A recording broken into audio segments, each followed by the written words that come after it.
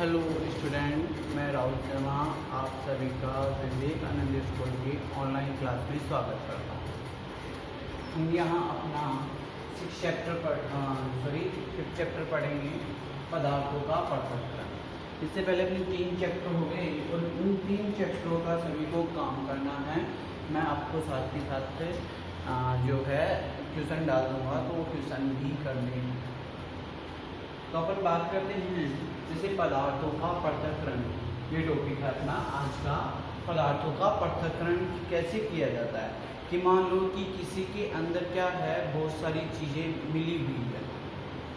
एक पात्र ले लिया मैंने और उस पात्र में क्या है, मान लो ये पात्र है। पात्र का कहने का मतलब कोई बर्तन ले लिया मैंने। उस बर्तन में मैंने यहाँ तक गेहूँ भर लिया। अब उस गेहूँ में क्या है कि साथ के साथ पत्थर भी है, कुछ मात्रा में क्या है, पत्थर है,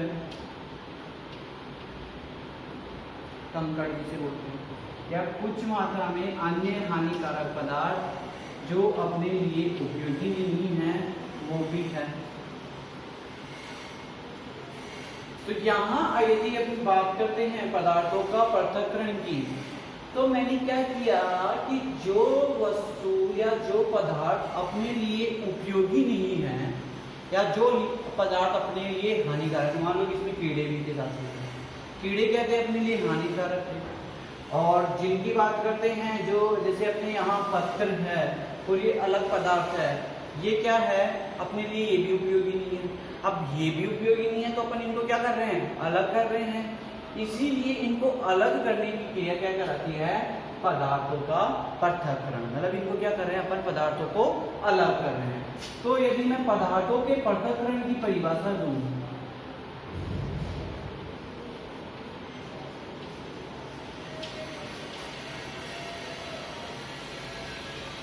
पृथक्करण की परिभाषा दूं तो मैं कैसे दूंगा इसकी परिभाषा, पदार्थों में से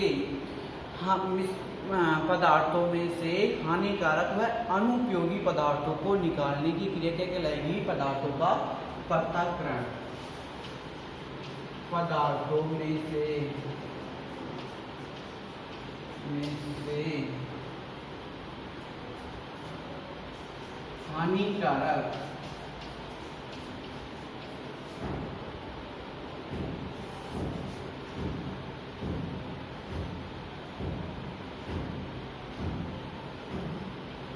हानिकारक व अनुपयोगी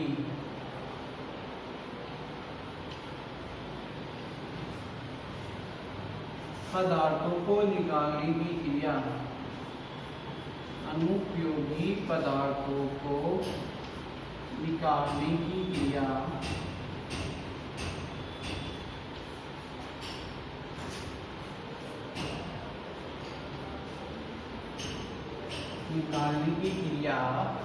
पदार्थों का पृथक्करण कहलाती है। पदार्थों का पृथक्करण कहलाती है। कि अभी क्या हो रहा है अपना कि यहाँ से पदार्थों को अलग करने की जरूरत पड़ रही है जो अपने लिए हानिकारक और अनुपयोगी है। अनुपयोगी का मतलब जिनका आपको ही उपयोग नहीं है, उन पदार्थों को अपन क्या कहेंगे, अनुपयोगी पदार्थ, जो अपने लिए बिल्कुल भी उपयोगी नहीं है। तो यहाँ देखिए पदार्थों का पृथक्करण की ये परिभाषा होगी। अब इनका पृथक्करण किस तरीके से करते हैं अपन, वो आगे बात कर रहे हैं। तो मैं यहाँ लिख देता हूँ पदार्थों का पृथक्करण करने की विधियां। पृथक्करण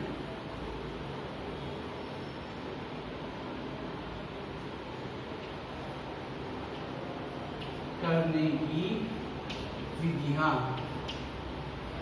अब किस विधियों से अपन पदार्थों का पृथक्करण कर सकते हैं उसके बारे में अपन बात करेंगे। तो पहली जो होगी अपनी विधि क्या होगी, आस्थ चयन।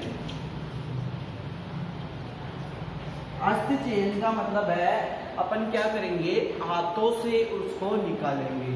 जैसे कि मैंने अभी आपको बताया था या अपने घर में जो अपने मम्मी दादी या दीदी कोई भी क्या करती है, जब कह सकते हैं कि जब अपन गेहूँ खरीद के लाते हैं तो उस गेहूँ में से कुछ कंकड़ मिले हुए होते हैं और कुछ अदर पदार्थ मिले हुए होते हैं, उनको क्या करती है, अलग करती है आटा पीसने से पहले। तो उसमें से क्या कर रहे हैं, वो हाथ से उनके कंकड़ों को बाहर निकालती है। तो बाहर निकालती है तो जो वही क्रिया क्या कहलाएगी, अस्थि चयन कहलाएगी। मतलब अस्थि चयन का मतलब है हाथों से चयन कर कर या हाथों से उस पदार्थों को निकालना जो अपने लिए हानिकारक व अनुपयोगी है। तो अस्थि चयन की विधि में तो क्या आ गया, अपन क्या कर रहे हैं, इसको हाथों से निकाल रहे हैं। दूसरी जो विधि आ गई अपनी, वो आ गई थ्रेसिंग।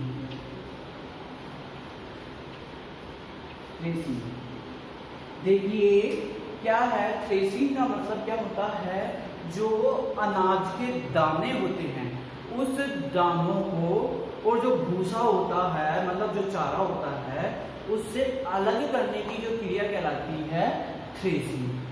पहले के जमाने में क्या था कि पहले कोई ऐसी आधुनिक मशीनें नहीं थी, तो लोग क्या करते थे, जैसे अपने पास ये बहुत बड़ा खेत अपना, और इस खेत में क्या है, अपनी फसल है, फसल जैसे गेहूं के पौधे ही अपने हैं, बहुत सारे पौधे हैं।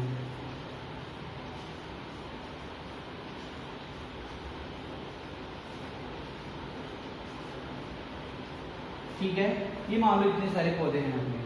तो पहले क्या करते हैं, जैसे ही फसल पक जाती है, कहने का तात्पर्य है कि जब उसमें इनमें बीज पड़ने लग जाते हैं, दाने पड़ने लग जाते हैं, पूर्ण रूप से परिपक्व हो जाती है, तब अपन इसको क्या कर लेते हैं, इन पेड़ों को काट लेते हैं। काट दिया, अब 2 या 3 दिन के लिए अपन इसको धूप में सुखा देते हैं, ताकि इनमें जो भी नमी हो, जो भी गीलापन हो, वो क्या हो, सूख जाए। फिर पहले क्या करते थे, पहले लोग इनको, जैसे मैंने ये 5 पौधे हैं अपने पास, 5 पौधों को एक साथ रख लिया और पत्थर पे क्या कर रहा हूँ, उन पौधों को मार रहा हूँ। मैंने क्या किया, ऐसे करके इस पत्थर पे इस पौधों को मारा। तो इस मारने से क्या हुआ कि जो इनके अंदर जो बीज थे, जैसे गेहूं के जो बीज थे, वो मारने से क्या हो जाते हैं, अलग हो जाते हैं, अलग जाकर दूसरी जगह गिर जाते हैं, और अपने हाथ में क्या रह जाता है, वो डंठल या भूसा कहते हैं, जिसे भूसा रह जाता है। ठीक है, रह गया। तो आधुनिक जमाने में, मतलब सॉरी, पहले के जमाने में तो इस तरीके से की जाती थी इनकी थ्रेसिंग। कई लोग क्या करते थे कि बैलगाड़ियाँ होती थी और बैलों को उसमें बांध दिया जाता था, और जितना भी उनके जो ये पौधे होते थे, उन सभी पौधों को एक बड़े एरिए में बिछा दिया जाता है। बिछा दिया, बिछाने के बाद में क्या कर दिया कि उस बैलगाड़ी को उस अनाज के ऊपर या उस फसल के ऊपर चला दिया। तो चलाने से क्या हो गया कि जो उस बैलगाड़ी का जो वजन था, उस वजन से वो जो गेहूं के बीज थे, वो क्या हो गए, अलग हो गए, उससे भूसे से क्या हो गए, अलग हो गए। फिर क्या करते हैं कि उसको अपन तो ऊपर से उठा लेते हैं जो भूसा हो गया, और नीचे क्या बच जाता है, अपने बीज या अनाज बच जाते हैं। तो वो क्रिया की क्या कहलाई, थ्रेसिंग कहलाई। फिर जमाना बदलता गया, आधुनिक औजार आते गए। आधुनिक औजार के बाद में एक थ्रेसर जिसे बोलते हैं, एक नई मशीन आई जो क्या कर देती है, अपन इस पौधों को उस मशीन के अंदर डाल देते हैं, जिससे क्या होता है, भूसा जिसे अपन चारा कहते हैं, जो जानवरों के काम में लिया जाता है, वो तो अलग हो जाता है, और जो उसके बीज है, अनाज है, वो क्या हो जाते हैं, उससे भी अलग हो जाते हैं। तो इस तरह से क्या हुआ, ये क्रिया क्या कहलाई, थ्रेसिंग कहलाई। तो भूसे को क्या कर दिया अपन ने, उन पदार्थों से अलग कर दिया। तो मैं यहाँ थ्रेसिंग की यदि परिभाषा देता हूँ तो आपको क्या लिखनी है, अनाज को अनाज के कणों को लिख लेना। अनाज के कणों को भूसे से अलग करने की क्रिया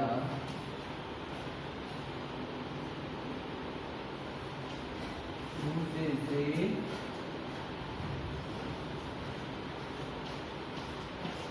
अलग करने की क्रिया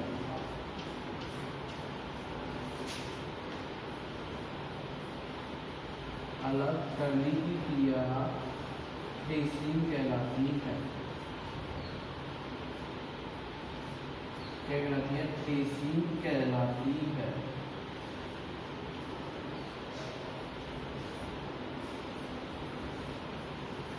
क्या कहलाती है? थ्रेसिंग कहलाती है। ये हो गया अपना। अब थ्रेसिंग के बाद में जो अपनी तीसरी विधि आती है वो आती है निष्पावन। क्या आ गई? अपनी जो तीसरी विधि आती है वो क्या आ गई? निष्पावन आ गई।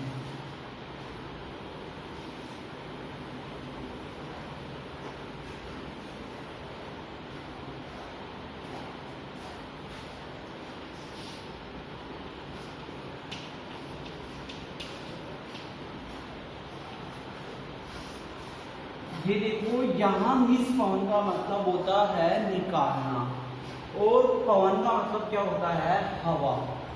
यहाँ मैं लिख देता हूँ, निस का मतलब क्या हो गया अपने पास? निकालना। पवन का मतलब क्या हो गया अपने पास? हवा। तो क्या करते हैं अपन? पदार्थों को हवा में ही निकाल देते हैं। मान लो आपने बहुत से लोगों ने या बहुत से लोगों को घरों में प्रोसेस चलता है, और आपने अगर देखा हो तो क्या करती है, जब अपनी माताएं उनको हस्त से तो निकाल ही लेती है, यदि उसमें ज़्यादा कोई हानिकारक पदार्थ या अनुपयोगी पदार्थ मिले हुए हैं तो उनको क्या कर देगी, यदि हवा चल रही है तो उस हवा में एक पात्र में भर देगी और उस गेहूं के अनाज को क्या करती है, धीरे धीरे धीरे धीरे नीचे डालती रहती है। अब नीचे डालती रहती है और हवा आती रहती है, तो हवा आती रहती है तो क्या होगा कि हवा की झोंक से, जो हवा आ रही है उसके झोंक से वो जो हमारे अनुपयोगी पदार्थ है वो तो क्या हो जाता है, दूर चले जाते हैं, और जो अपना अनाज है उसमें वजन के मारे क्या होता है, वो नीचे गिर जाता है। इसलिए क्या हो गया, भूसा तो दूर चला गया हवा में उड़कर, और जो अनाज है वो क्या हो गया, नीचे आ गया। तो ये क्या क्रिया क्या कहलाई, निष्पवन कहलाई। ठीक है। अब एक फोर्थ और पढ़ेंगे आज इसमें, वो अपने पास है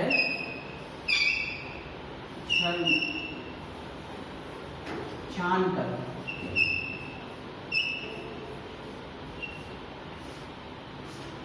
जैसे अपन क्या करते हैं, जब चपाती बनाते हैं, रोटी बनाते हैं घर में, तो उस टाइम पे क्या करते हैं, जो आटा होता है उस आटे को क्या करते हैं, छानते हैं।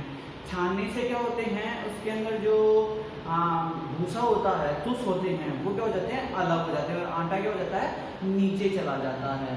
तो ये छानकर भी अपन क्या कर सकते हैं, पदार्थों का पृथक्करण कर सकते हैं।